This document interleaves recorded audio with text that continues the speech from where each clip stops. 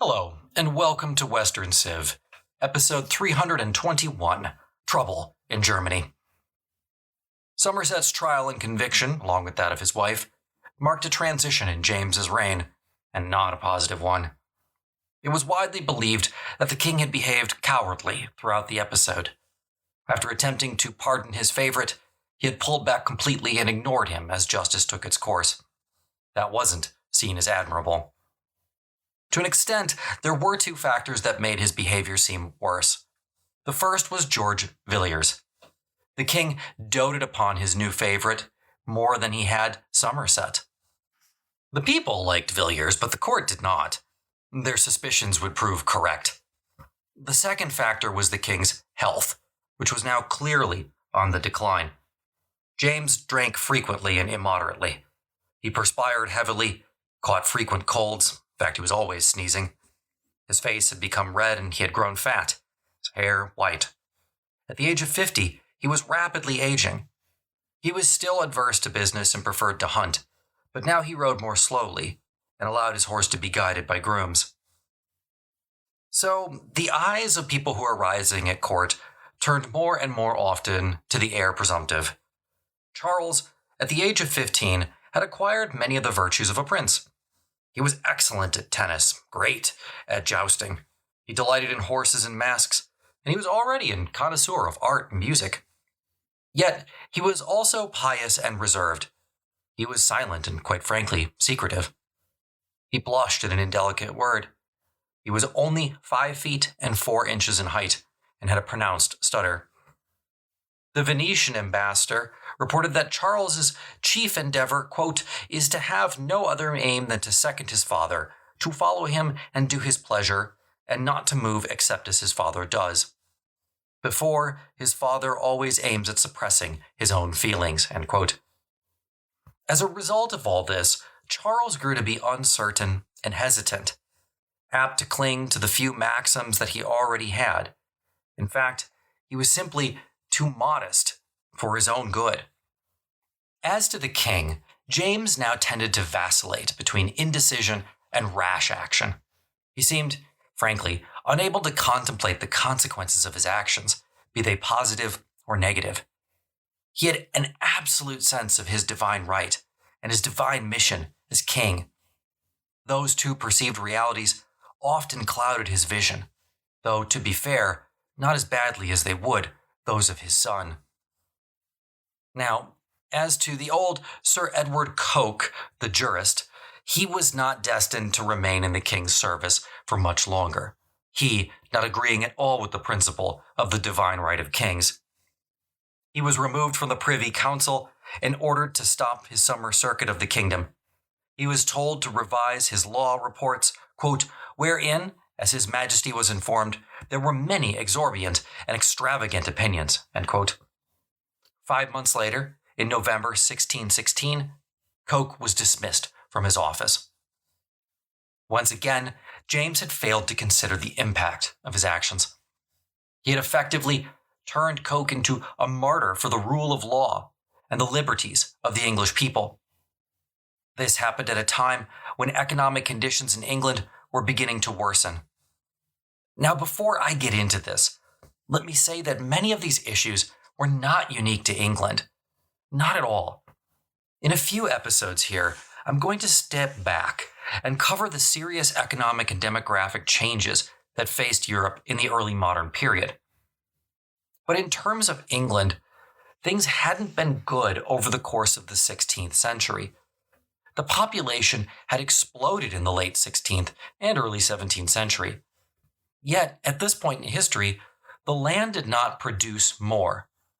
Worse still was the policy of enclosure, and had it continued relatively unabated. Enclosure was the policy whereby large landowners enclosed what had been previously communal lands, mostly for sheep grazing. It was good economic policy for the landowners, but disastrous for the common people, who lost these lands as a source of forage and grazing land for their communal animals. As you can imagine, it bred a lot of resentment. In 1688, it was reported that half of the population of England lived below the subsistence level. Things were not that bad yet, but they were certainly on the way. The purchasing power for wage earners had fallen since the mid-16th century. In Sheffield in 1616, it was reported that of 2,000 people in the parish, 725 could not survive unless they received some form of charity. In this same period, as I alluded to before, the economic situation of the upper and middle classes increased dramatically, leading to massive income inequality. But really, all these pre-industrial changes benefited the new members of Parliament. These were the so-called country gentlemen. These were the new men who made their money based on business acumen and the prevailing market conditions of the day. It was said in James's reign that they could buy out the lords 3 times over. These men had fewer connections to the monarchy and tended to be Puritan in their beliefs. Certainly, changing market conditions had a lot to do with the rise of this new class and decline of the lords. However, there was also a major factor at play here, that the decline in military power and prestige for the lord class diminished the status of the nobility. Not to mention, of course, that James sold lordships left and right. The gentry was also changing a lot.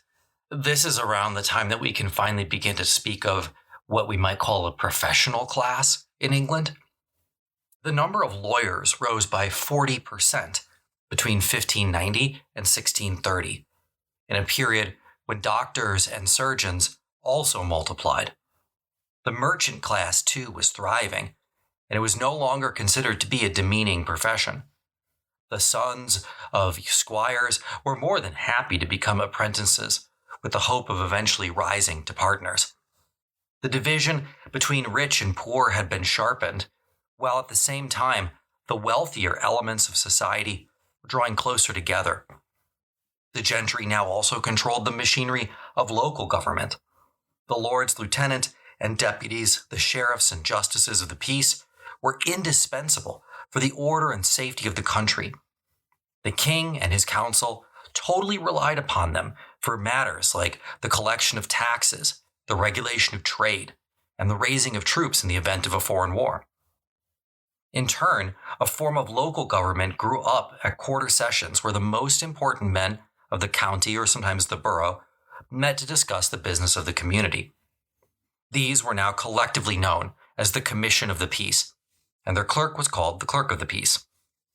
Their authority filtered down to high constables and all kinds of hundreds and petty constables, even church wardens, and overseers of the poor in the parish.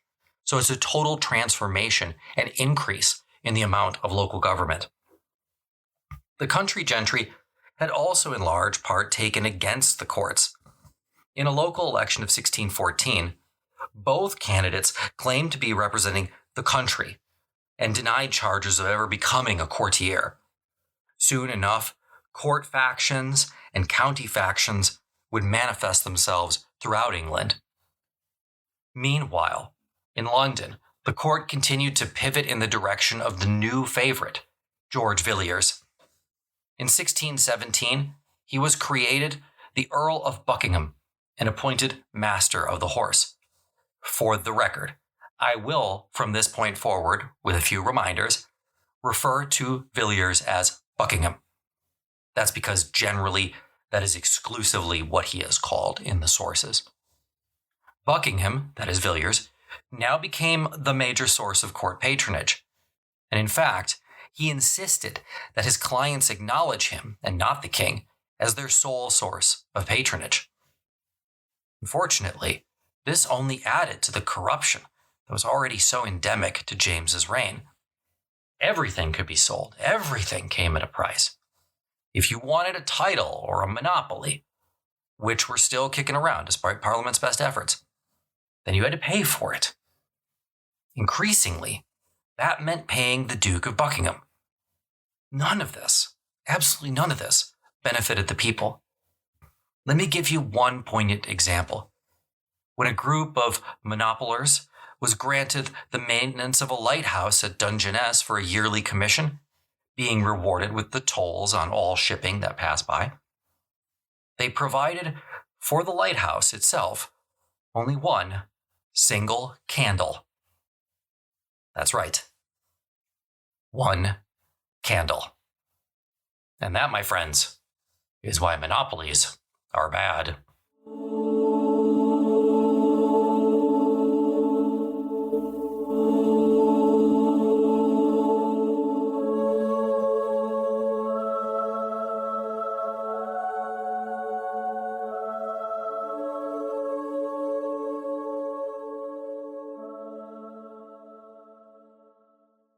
In March of 1617, the king traveled north. He told his privy council back in Scotland that, quote, "We have had these many years a great and natural longing to see our native soil and place of birth and breeding." He called it a charmingly solemn-like instinct.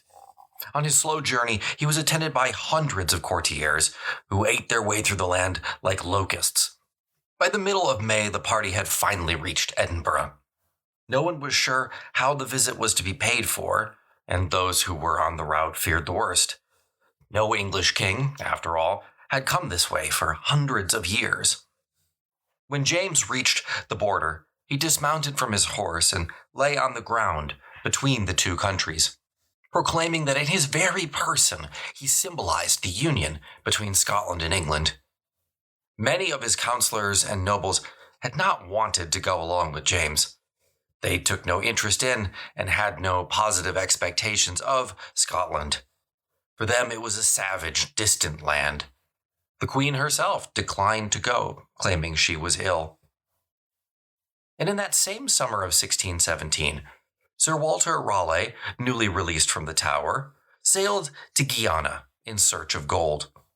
The king had expressly ordered him not to attack the Spanish in any way. He was still, after all, trying to marry his son to the Spanish princess. When Raleigh eventually reached the mouth of the Orinoco River, he sent a lieutenant, Lawrence Camus, up the river to determine the location of a fabled lost mine of gold. On his way, however, Camus attacked the Spanish, who held San Thomé, and after an inconsequential combat in which Raleigh's own son was killed, he eventually returned to the main fleet. There was now no possibility of reaching the mine, and Raleigh made a rather ignominious return to England. Camus himself was killed on board ship. The wrath of the king was intense, and sometimes the wrath of kings meant death. James believed that he had been deliberately deceived by Raleigh on the pretext of finding gold, and that Raleigh had always intended to attack the Spanish. He felt that the explorer had unjustifiably and unnecessarily earned for him the anger of Spain. And, of course, the Spanish king complained angrily in response to this behavior through his going to be notorious English ambassador, the Count of Gondomar, which, yes, definitely sounds like a title out of Lord of the Rings. As a result, the now weak-willed English king sent Raleigh to the scaffold. It was commonly complained for years afterwards that James sacrificed one of England's greatest heroes for the honor of Spain. Now, while in the Tower in 1607, Raleigh had begun a quite ambitious work, not unlike this one, titled History of the World. He never finished it. In fact, Raleigh had started with the creation, so he started before us, and at the time of his death, he had only reached Rome's Second Macedonian War in 188 BCE. If you're interested in hearing more about that, check out Western Civ 2.0. Free 7-day trial, link in the show notes. Anyway, not everything James did was reviled. I don't want to heap on him.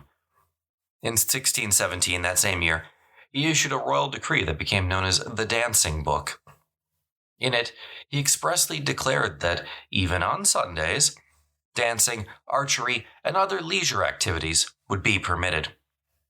The Puritans, as you could probably guess, despised the Dancing Book. Soon, those of the Puritan persuasion would become the principal opponents of royal policy. Now, in other positive news, since the king's ascension, England had enjoyed a full 15 years of peace. But in April of 1618, the powder keg that was the Holy Roman Empire finally burst. Now, a lot of these events I am going to cover in an upcoming series on the 30 Years' War. So now I'm only going to discuss these events as they relate to England directly. But here's the short version just so you know what's going on. In April 1618 in Bohemia, which is roughly today's Czech Republic, Bohemian rebels seized the Holy Roman Emperor's deputies and chucked them out the window. This is the so famously titled Defenestration of Prague. Bohemia had been ruled by the fiercely Catholic Habsburg family. The rebels declared the territory to be Protestant, effectively throwing down the gauntlet to the Habsburgs, which of course included Philip III of Spain. This was all hugely problematic for James. His son-in-law, Frederick of the Palatinate, was the leading Calvinist prince in the region and supported the rebels. But James still wanted to marry his son Charles to Philip's daughter for the money. So he was caught between a rock and, well, another rock. Things got worse in March 1619, when the Holy Roman Emperor died and the Archduke Ferdinand was elected to replace him. The Bohemians took this opportunity to formally depose the new Holy Roman Emperor as their sovereign, and instead they invited Frederick of the Palatinate to take his place. Frederick hesitated for about 9 seconds before accepting the offer, a fact that greatly irritated James, who clearly expected his son-in-law to consult him on this first. Frederick traveled to Prague that October to formally accept the crown. Protestants in England were delighted. James was despondent. James, in his opinion, was now at loggerheads with those of his subjects. James was really angry by what he considered to be Frederick's rashness in accepting the crown of Bohemia. His son-in-law was in that sense an aggressor. He had flouted the divine right of kings. After all, the Holy Roman Emperor had been the crowned sovereign of Bohemia for centuries.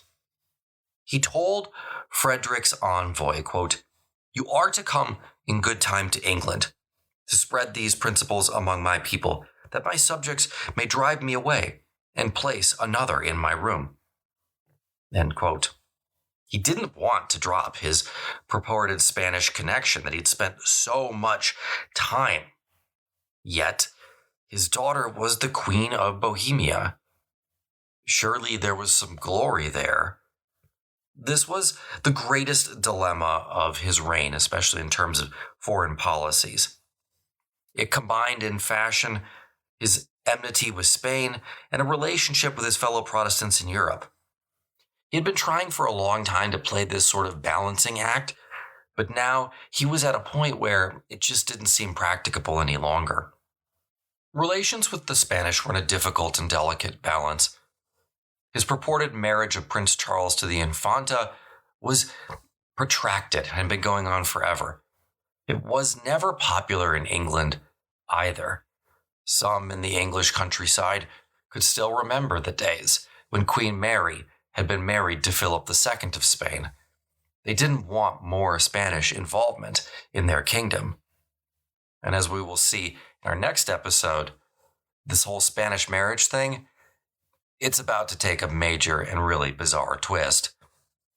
Now, of course, the biggest issue here is that James had no money for war, even if he wanted one, and it's far from clear that he did.